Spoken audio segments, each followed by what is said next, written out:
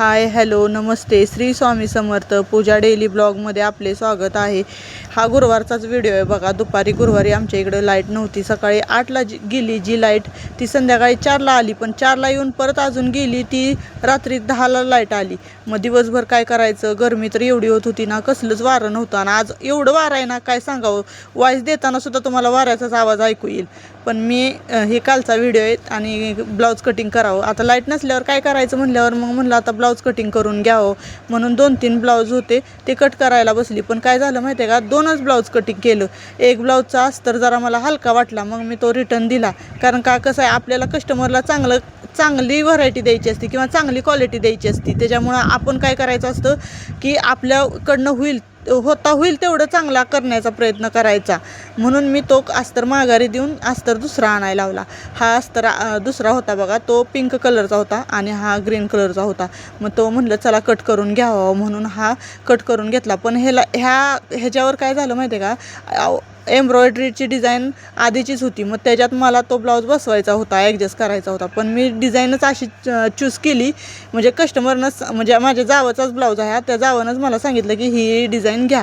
मग मी तीच डिझाईन घेतली आणि कस्टमरला कसं असतंय, आता ही आपली जाव आहे त्याच्यामुळे ती मला सांगते कसं पाहिजे ती, पण तसा हुबेहूब तसाच लागतो। मग हिला पण मी हुबेहूब शिवण्याचा प्रयत्न पण करते आणि शिवते पण, त्याच्यामुळे ती माझ्याकडे देतच असती।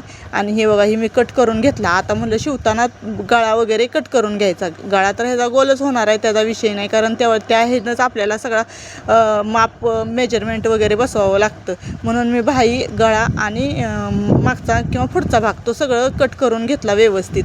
आणि पहिला तो ब्लाऊज केला त्याला काही डिझाईन वगैरे नव्हती, तो सिंपल साडीवरचा होता।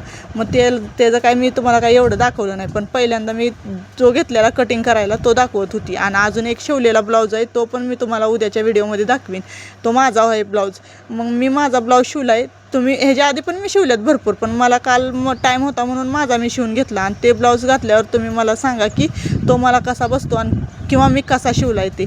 आणि हे बघा माझ्या भावाची पोरगी, आणि ती काल सगळे देवदर्शनाला जाऊन ते माझ्याकडे आलते येताना, आणि बघा ते जाऊन आलते देवावरनं, मग येत माझ्याकडे आलते सगळेच।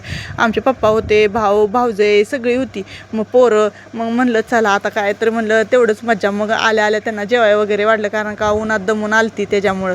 आणि मग थोडा वेळ त्यांनी आंघोळ करून झोप वगैरे काढली। मग म्हणलं काय करायचं, मग पोरांची थोडीशी मज्जा घेतली। कारण का ही पोरगी का नाही सारखी माझा व्हिडिओ बघत असते रोज रात्री, मला म्हणती तू फपू तुमचा व्हिडिओ मी बघितलाय। मग रात्रीच्या जेवणात बघा आळूची वडी आणि वांग्याची भाजी, मसाले भात असा बेत केलता। तुम्हाला काय जेवणाचं ताट मी शेअर केलं नाही, कारण माझ्या लक्षातच नव्हतं त्याचा व्हिडिओ घ्यायचा। आणि हे बघा आम्ही स्वयंपाक म्हणजे संध्याकाळच्या टायमिंगला 7 ते 8च्या दरम्यान मी, माझा भाव वगैरे भाऊजे आम्ही सगळी बसलेलो गप्पा मारत। त्यांना म्हणलं देवदर्शन बरं केलं, चांगलं निवांत करून आला। ते पहाटेचंच देवदर्शन केलं त्यांनी, मग उन्हाचा त्रास झाला नाही त्यांना। पण येताना वगैरे एसटीचा प्रवास म्हणल्यावर त्रास होतच असतो थोडाफार। ही आणि माझी मुलगी बघा आळूची वडी कट करत होती, तिला मी म्हणलं लेच पातळ करू नको, कारण का कसं असतंय लय पातळ केली की आळूची वडी जरा तुटती आणि कसं तळायचं असतं आपल्याला, त्याच्यामुळं आळूची वडी म्हणलं थोडीशी मध्यम कर, म्हणजे कुरकुरीत पण होती। आणि लय पातळ केल्यावर कशी लेअर सुटून सगळा चुराच होतो कढईत, म्हणून मी त्याला थोडीशी जाड करायला लावली। मग तिनं आळूची वडी चिरत होती तर मी म्हणलं चला आपण थोडीशी कणिक मळून घ्यावी। चहा वगैरे केला, सगळ्यांना चहा वगैरे दिला, कारण का प्रवासातनं दमून आल्यामुळं त्यांना कसं आता थकवा आलता भरपूर। मग म्हणलं चला आता ही तर होते काम, तर मग दुसरी बी कामं भरपूर होती। लसूण वगैरे सोलून घेतला, ती काय तुम्हाला सगळं म्हणजे असं प्रत्येक गोष्ट कसं व्हिडिओत घेणं होत नाही आहे, त्याच्यामुळं तुमच्यापर्यंत जी पोचतंय ना ती म्हणजे असं काय आणि राहतंय, किंवा माझे शब्द इकडे तिकडे होत्यात 1-2, ते जरा मला म्हणजे असं पटापटा बोलताना कसं होतं फास्टमध्ये, आपण कसं घरी वेगळं बोलतो फोनवर वेगळं, पण माझं तसं काहीच नसते। आपण जी बोलतो ना ते शब्द मी तुमच्यापर्यंत व्हिडिओद्वारे पोहोचवण्याचा प्रयत्न करते बरं का। आणि चुकलं तरी मला कमेंटमधनं सांगा की ही चुकतंय तुमचं म्हणून, मी काय राग मानणार नाही। कारण काय कशी असतात आपलीच माणसं आपल्याला सांगतात चुकल्यावर, दुसरी कोण सांगत नसतात।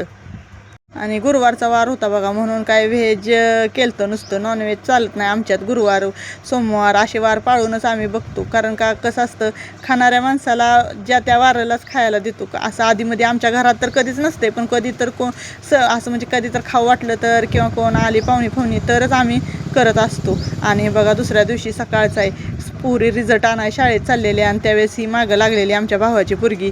ही 2 नंबरची आहे बरं का, हिचं नाव ओवी आहे आणि ती सारखी, तिला आधी लय बोला येत नव्हतं पण आता अशी बोलती का नाही की एवढं बोलती तिनं दुसऱ्याचं म्हणजे कळत नाही की ती पुढच्यानं काय बोलावं, तिला एवढं तिच्याकडं बोलायचं ही झाले ट्रेनिंग. मग तिला पुरीने इकडं तिकडं करून तिला नादी लावून कशाला तरी पुरी गेल्या रिझल्ट आणायला. ही बघा माझ्या 2 नंबरच्या मुलीने मेहंदी काढलेली, स्वतःच्याच हातावर काढलेली, पण तिला आता सध्या थोडीफार म्हणजे थोडीफार म्हणण्यापेक्षा माझं तर म्हणणं आहे चांगलीच मेहंदी जमायला लागली.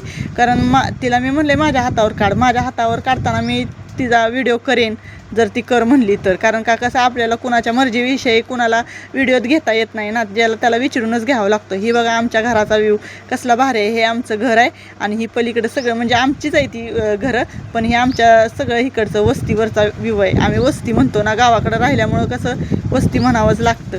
मग सकाळी आवरली कामं वगैरे, स्वयंपाक पाणी, पोरांचा नाश्ता चहा सगळं केलं आणि मग म्हणलं आता ही सगळी गावाला चाललेली, तरी अजून बरीच कामं भरपूर होती, धुणं भांडी सगळं तसंच होतं. पण आता कसं आहे भाऊजे ही सगळी गावाला चालत आणि प्रवास काय जवळचा नव्हता, 4-5 तास लागणार होते. म्हणून म्हणलं त्यांना जेवण वगैरे नाश्ता वगैरे केला आणि त्यांनी जेवली वगैरे आणि मग त्यांची जायची गडबड चाललेली. मग म्हणलं चला, मग त्यांना सोडायसाठी मी बाहेर आलती. मग चाललेलं पोरांचं हो का पाणी मा कुठं ही कर ती कर, मग चेष्टा मस्करी चाललेली. आणि कसं आहे चाललेलं त्यांचं ह्याच्या पुरी आम्हाला आमच्या घरात करून घ्याव्यात असं चाललेलं.